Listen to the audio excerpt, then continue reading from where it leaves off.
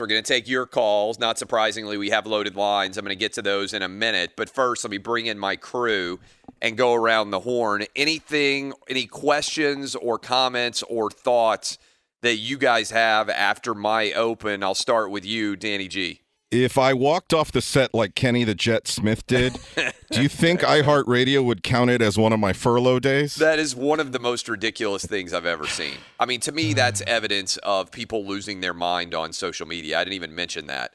But Kenny Smith walked off the set in solidarity with the player protest, which makes no sense whatsoever. I mean, I know a lot of people give him props on social media because a lot of people on social media are idiots. But that also makes no sense. The TNT didn't do anything. You can't protest your existing job by refusing to do your job when people at your job are already supporting you and have done nothing to actually create conflict for you. This would be, to complete that analogy, and that's a funny point you brought up, but this would be like me not showing up to do my radio show because I'm upset with my bosses because the Big Ten isn't playing college football this year.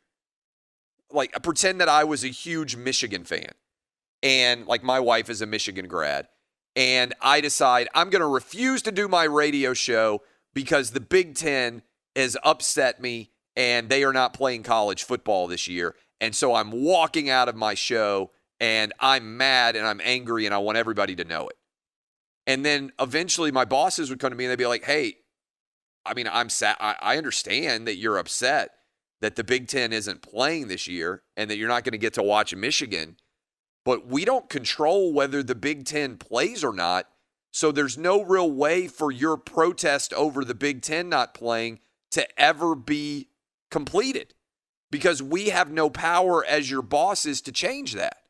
So again, to make that analogy clear, I understand that NBA players may be upset by the 20-second video that they saw from Kenosha, Wisconsin, but they are undertaking an action that has absolutely no connection or in any way any kind of reconciliation that can occur with their bosses or the owners or anybody else.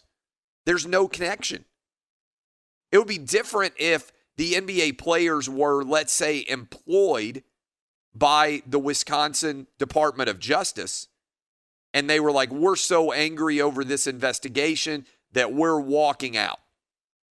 Well, at least they're then taking action against their employer. This is totally nonsensical. And by the way, they also, the NBA players, played in China after China told them to shut up and dribble. They didn't boycott the games in China when China made it clear that Daryl Morey couldn't say that he supported democracy in Hong Kong. LeBron James came out and said, well, that's a bad thing about the First Amendment. They played in China when China basically slapped them in the face and called them chumps.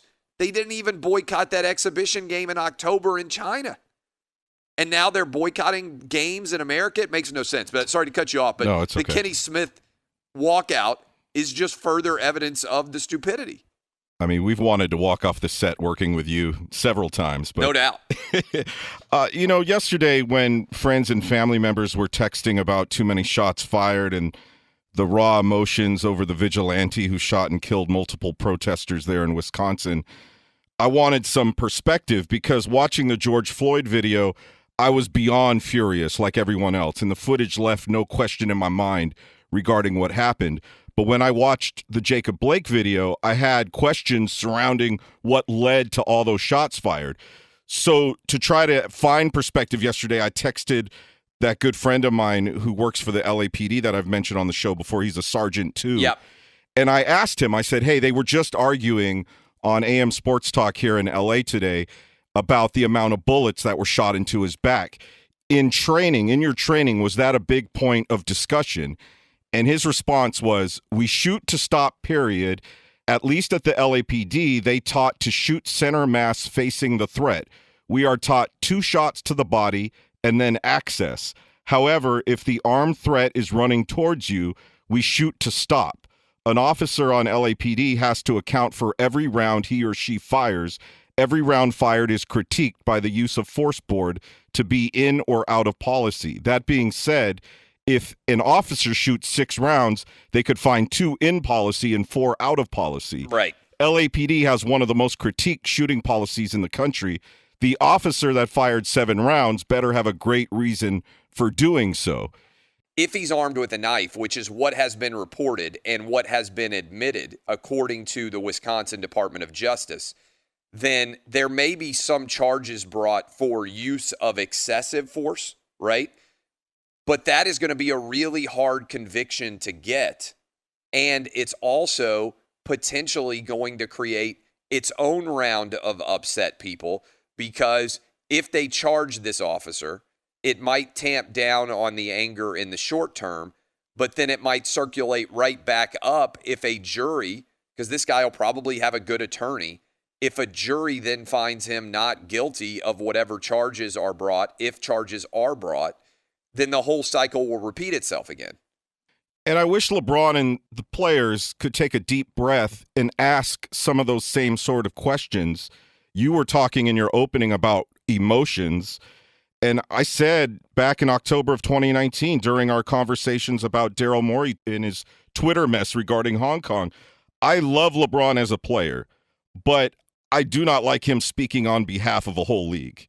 I mean, I think that he mostly has good intentions, but most of the times he seems misinformed and he's only going off of emotions. Yeah. And that sounds exactly like what happened last night with the Clippers and the Lakers, and then he storms off, at least according to all the reports. Not only that, it's not just LeBron. Social media is not about logic. It's about emotion.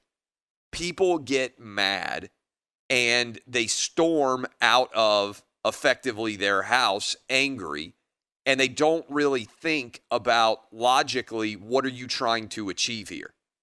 And to me, that's the question. Like, the NBA, I believe, has inalterably hurt their brand for years and years to come by refusing to play these games.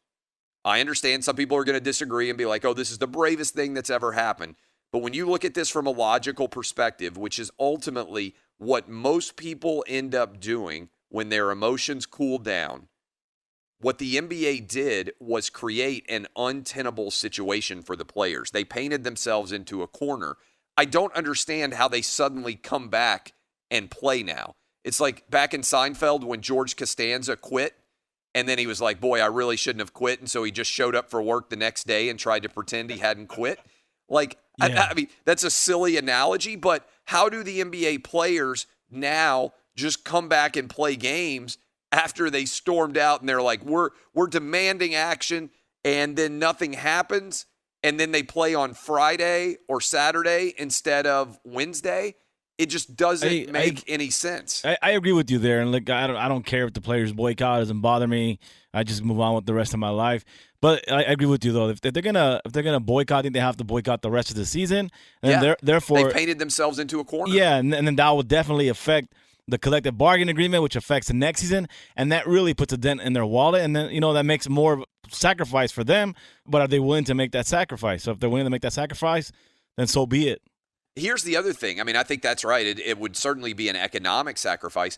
I think as soon as they stop playing basketball, they don't have a platform anymore. And I think Doc Rivers basically said as much, saying your talent is your platform. As soon as most NBA players stop playing basketball, the American sports audience is just going to move on. I think these players have an outsized idea of what their influence actually is, even among sports fans. And by the way, sports fans are a small percentage of the overall audience in general. So these players are like, oh my God, if we don't play, everybody's going to care. And I'm here to tell you, not really. Most people will just move on. I mean, people will be like, okay, I'm going to watch Major League Baseball instead, or I'm going to watch the NHL instead, or college football starts on Saturday, games start in earnest next week. Then comes the NFL. Golf is going on. Like, there's never been more options for sports fans to consume than right now. So if the NBA walks out and doesn't finish their season, most sports fans out there are just going to shrug their shoulders and say, okay, I'll watch something else. And by the way, it might not even be sports. You'll be like, all right, well, I was going to watch the NBA playoffs. Now I'm going to finish and catch up on Ozark. Let's bring up Eddie Garcia. Eddie, what are your thoughts about this situation in the NBA? Well, I'm not a big NBA fan. Yeah, so you're as a far resident hockey expert. Yeah, as far as watching games, it's not going to really affect me. But I know the NHL is now in the crosshairs of a lot of media, and I'm sure baseball is as well. And I'm just thinking, so no sports is going to solve all our problems. We're going to just cancel all the sports, and suddenly everything will be great. It's so dumb. And yeah. One of the things I've always loved about sports is that it unites us. I could be sitting next to a middle-aged black woman giving her a high five because our team just scored a touchdown when I would never maybe, socialize with her otherwise. And now we're not going to have that anymore because we're going to cancel all the games. It doesn't make any sense. It's totally illogical. Dub, what about you? Well, it's kind of carrying on with the conversation. If the NBA does decide to boycott or cancel or whatever you want to call it the rest of the season, I mean, has there ever been a time in history where sports fans are this comfortable with that idea? I mean, we literally just went 5 months without the NBA, and I think everyone, it sucked, but I mean, everyone's fine. Also, the NFL and college football are right around the corner, so people will just move on to that. And also, I mean, what is going on through Adam Silver's head right now? Because he has literally done everything the players have asked of him, and now he's in this situation. I mean, I feel like with the amount of potential money that this league could lose by canceling the rest of the postseason, I mean, I feel like he has to step in and kind of save this situation from itself and be like, all right, guys, I mean, I understand where you're coming from, but this needs to continue and we need to go on. Otherwise, I mean, this league could be in trouble for 5-10 years. Who even knows how long that could happen? I think the league has done immeasurable harm to itself already. If they don't finish the season, I don't know how many people will actually be willing or interested in coming back to watch the NBA whenever they return. I mean that honestly. And I think you're right, Dub, and I kind of hinted at this and talked about it earlier. Most people are not going to care. I mean, that's the truth. I mean, I know the NBA players are thinking to themselves, if we don't play, this is going to be a huge story. And the reality is, yes, it's a story, but people will just move on and watch something else. It's not as if everyone's life is going to be immeasurably altered forever if they don't get to figure out who wins the NBA bubble championship. I mean, the players have allowed themselves to be seduced into the idea that what they do matters a tremendous amount. The reality is, most athletes are just entertainers. I mean, if a concert doesn't happen in your city, you just move on and do something else. And the same thing is true for the NBA. So I think the problem for the NBA is a lot of people already moved on. A lot of people said, I like to watch basketball. I talked to a ton of people out there. They said, I don't want to watch somebody play basketball with Black Lives Matter on the court and social justice warrior slogans on their backs and not standing for the national anthem. I'll choose to spend my entertainment dollars elsewhere. So they already lost millions of viewers. And I can't imagine there's anybody out there who's like, I'm excited to do this now. And for Adam Silver's perspective, Dub, this is a lesson to business everywhere. You can't negotiate with the woke community because there's never enough. Adam Silver already bent over backwards, so did the owners, to allow the players to have social justice warrior slogans on their jerseys, to literally write Black Lives Matter on the basketball court, to allow players in contravention of their contractual obligations not to stand for the national anthem. All of that already was given to them as a prelude to the season beginning. And now they are saying that's not enough. And I think owners and executives have to be saying, okay, what else can we do? It's not like the NBA decides, nor should they, whether charges are brought in the criminal justice system. They literally have no control over anything.